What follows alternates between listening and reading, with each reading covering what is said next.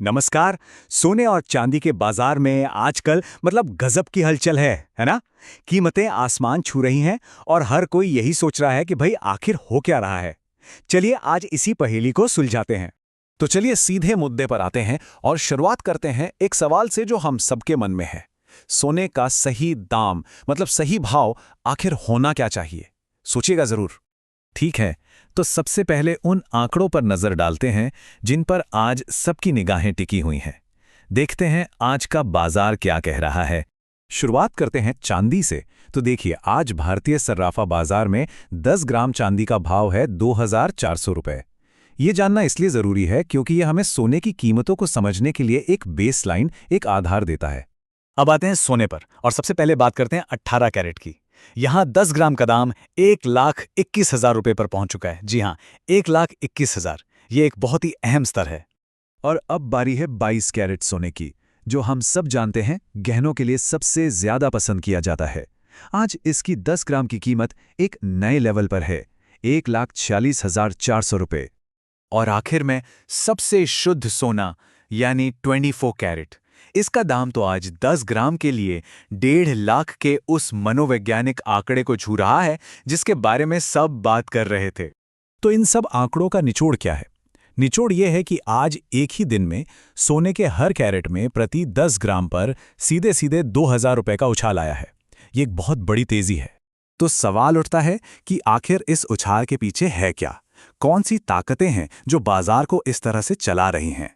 चलिए अब इसे ही समझने की कोशिश करते हैं। और यहीं पर एक बहुत दिलचस्प बात सामने आती है जिस पर एनालिस्ट्स भी जोर दे रहे हैं। देखिए, दुनिया भर से नेगेटिव खबरें आ रही हैं, लेकिन इसके बावजूद बाजार गिरने का नाम नहीं ले रहा। और यही बाजार की अंदरूनी मजबूती का सबसे बड़ा सिग्नल है। तो एक तरफ तो है ये जियोपॉलिटिकल टेंशन, अमेरिका और ईरान के बीच तनाव बढ़ रहा है, चीन पर भारी टैरिफ लगने का खतरा मंडरा रहा है। ऐसी अनिश्चितता में आमतौर पर निवेशक सुरक्षित निवेश की तरफ भागते हैं। लेकिन दूसरी तरफ इन सारे बाहरी दबावों के बावजूद बाजार के जो फंडामेंटल्स हैं वो एक तरह से सेफ्टी नेट का काम कर रहे हैं। अमेरिका में महंगाई कम होने का नाम नहीं ले रही, दुनिया भर के सेंट्रल बैंक्स लगातार बड़े पैमाने पर सोना खरीद रहे हैं और बड़े निवेशक हर गिरावट पर खरीदारी कर रहे हैं। ये सब मिलकर कीमतों को गिरने से रोक रहे हैं। अच्छा, अब यहाँ एक और मजेदार बात है। सोने की कहानी तो हमने समझी, लेकिन चांदी की कहानी वो थोड़ी अलग है। दोनों के रास्ते इस वक्त अलग अलग क्यों हो रहे हैं? इसको ऐसे समझिए, सोना जो है वो मुख्य रूप से एक सेफ हेवन एसेट है। जब दुनिया में उथल पुथल होती है तो लोग सोने में पैसा लगाते हैं। लेकिन चांदी के आप कह सकते हैं दो मालिक हैं। एक तरफ तो वो भी एक कीमती धातु है और दूसरी तरफ वो इंडस्ट्री के लिए एक बहुत जरूरी कंपोनेंट है। और इसका मतलब ये है कि अभी जो दुनिया भर में टेंशन चल रही है उसकी वजह से मैन्युफैक्चरिंग थोड़ी धीमी है और इसलिए चांदी की इंडस्ट्रियल डिमांड दबी हुई है। लेकिन जैसे ही ये हालात सुधरेंगे और मैन्युफैक्चरिंग फिर से पटरी पर आएगी, चांदी की कीमत में एक जबरदस्त उछाल देखने को मिल सकता है।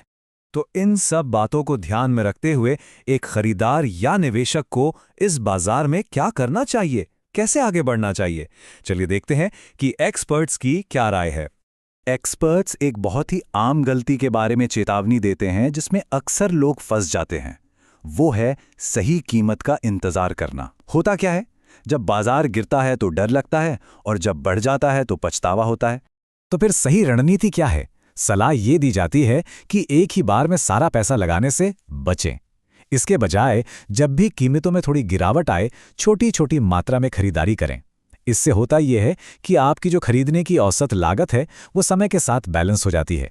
ये तरीका लॉन्ग टर्म में जोखिम को कम करता है और रिटर्न को बढ़ाता है। तो चलिए अब हम अपने आखिरी हिस्से पे आते हैं और देखते हैं कि इन सब बातों का निचोड़ क्या है और आगे के लिए क्या नजरिया बन रहा है। तो देखिए, ज्यादातर एनालिस्ट्स का यही मानना है कि यहां से बाजार के नीचे जाने का रिस्क जोखिम काफी कम है, जबकि ऊपर की तरफ एक बड़ा मूव आने की संभावना बहुत ज्यादा है। ऐसा लग रहा है कि बाजार बस अगली बड़ी छलांग के लिए एक मजबूत बेस बना रहा है। तो अंत में हम इस सवाल के साथ अपनी बात खत्म करते हैं।